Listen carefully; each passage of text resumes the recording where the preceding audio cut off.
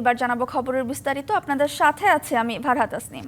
ঢাকা বিশ্ববিদ্যালয়ের আবাসিক হলগুলোতে প্রকাশ্য ও গুপ্ত রাজনীতি নিষিদ্ধ থাকবে বলে জানিয়েছেন প্রক্টর সাইফুদ্দিন আহমেদ। গেল বছরের 17 জুলাইয়ের পরিপত্র অনুযায়ী এই সিদ্ধান্ত বহাল থাকবে। ছাত্রদলের কমিটি ঘোষণার প্রতিবাদে শুক্রবার মধ্যরাতে শিক্ষার্থীদের তীব্র আন্দোলনের মুখে এ ঘোষণা আসে। দীর্ঘ সময় বাক বিতণ্ডতার পর দাবি পূরণের আশ্বাসে হলে ফেরেন শিক্ষার্থীরা। শুক্রবার মধ্যরাত হঠাৎ উত্তাল ঢাকা বিশ্ববিদ্যালয়ের হলপাড়া। মহসিন হলের মূল ফটক থেকে শুরু হয় সাধারণ শিক্ষার্থীদের মিছিল। দাবি, আবাসিক হলগুলোই চলবে না কোনো ধরনের ছাত্র রাজনীতি।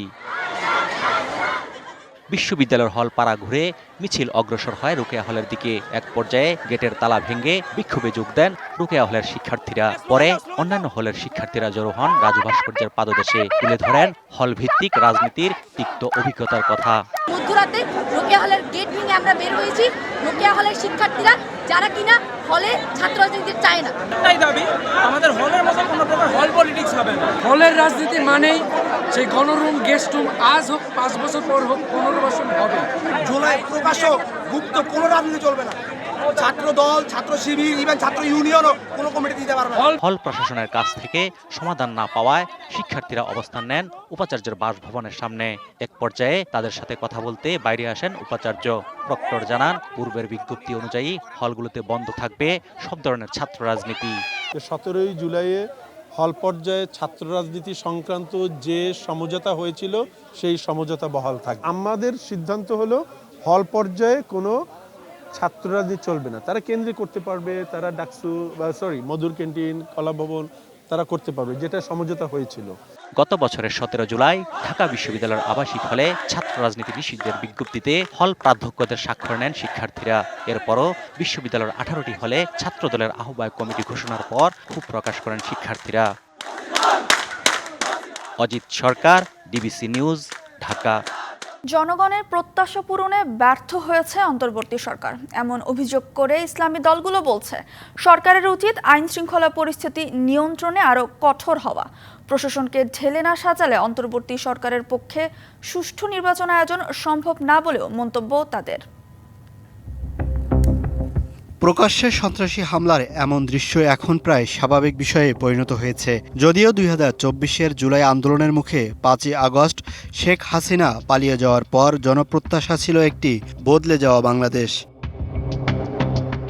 তবে ইসলামী দলগুলো মনে করে জনগণের যে প্রত্যাশা পূরণে ব্যর্থ হয়েছে ডক্টর ইউনূসের নেতৃত্বের অন্তর্বর্তী সরকার। আমরা আশা করেছিলাম সরকার একটা পরিবর্তনের দিকে যাবে।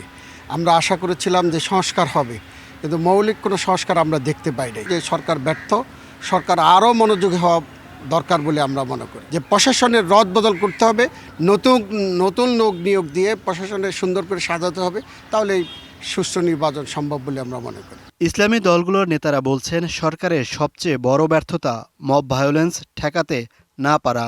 তাদের মতে যে করেই হোক সরকারকে আইন শৃঙ্খলা পরিস্থিতির উন্নতি ঘটাতে হবে। সব মিলিয়ে গভর্নমেন্টকে আইন শৃঙ্খলা পরিস্থিতি নিয়ন্ত্রণে গভর্নমেন্ট সফল হয় নাই, যা বলে ব্যর্থই বলতে হবে। সফল হয় না, আইন শৃঙ্খলা পরিস্থিতি অপরাধ এখনো তাদের পক্ষে সম্ভব হচ্ছে না। এটা হলো বড় ধিক্কারকে, এবং এটা হলো বড় ব্যর্থ বলবো। নেতারা মনে করেন দুর্বল পুলিশ ও প্রশাসনিক কাঠামো দিয়ে সরকার গ্রহণযোগ্য ও শান্তিপূর্ণ নির্বাচন আয়োজনে সফল হবে না। তাদের প্রতি জনমানুষের প্রবল প্রত্যাশা ছিল।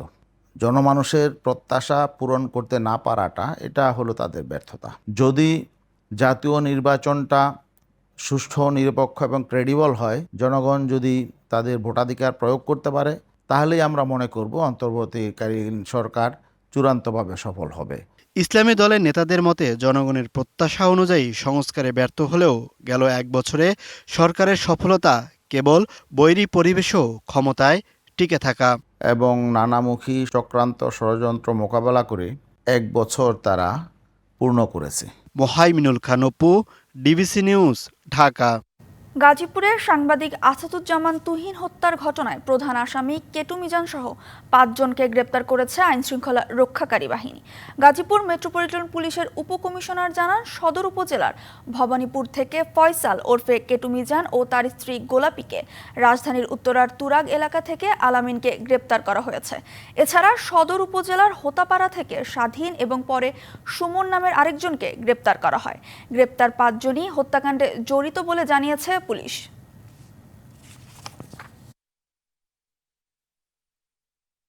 বাচ্চা মেয়ের ওখানে আমি নিজে গেছিলাম, ওসি নিজে গেছিল। বাচ্চা মেয়ে তখন অনেক বেশি ট্রমার মধ্যে ছিল, আসলে ঠিক মতো কোনো কথা আসলে বলতে পারে নাই। এই জন্য আসামি গ্রেপ্তার করা হয়েছে। তাদের কাছ থেকে আমরা আসল এই হত্যার রহস্যটা অধ্যয়ন করতে সক্ষম হবে বলে বিশ্বাস করি। ইউক্রেন যুদ্ধ বন্ধে রাশিয়ার প্রেসিডেন্ট ভ্লাদিমির পুতিনের সাথে বৈঠকে বসতে যাচ্ছেন মার্কিন প্রেসিডেন্ট ডোনাল্ড ট্রাম্প। আগামী 15 আগস্ট যুক্তরাষ্ট্রের আলাস্কা অঙ্গরাজ্যে এই বৈঠক অনুষ্ঠিত হবে। নিজের মালিকানাধীন সামাজিক যোগাযোগ মাধ্যম ট্রুথ সোশ্যালে এক পোস্টে বৈঠকের কথা জানিয়েছে ট্রাম্প নিজেই। পোস্টে ট্রাম্প বলেন, রাশিয়ার প্রেসিডেন্ট ভ্লাদিমির পুতিনের সঙ্গে ইউক্রেন যুদ্ধ নিয়ে সরাসরি বসতে প্রস্তুত তিনি। এদিকে ক্রেমলিনও জানিয়েছে পুতিন ও ট্রাম্প একটি শীর্ষ বৈঠকে বসবেন, তবে সেখানে জেলেনস্কি থাকবে কিনা তা নিশ্চিত না। অন্যদিকে জেলেনস্কি জানিয়েছেন যে কোনো আলোচনায় তার অংশগ্রহণ আবশ্যক। মিরপুরে আজ বিসিবির সভা। অস্ট্রেলিয়া থেকে অনলাইনে যুক্ত থাকবেন বিসিবির সভাপতি আমিনুল ইসলাম বুলবুল। সভা শুরু হবে বিকাল 3টায়।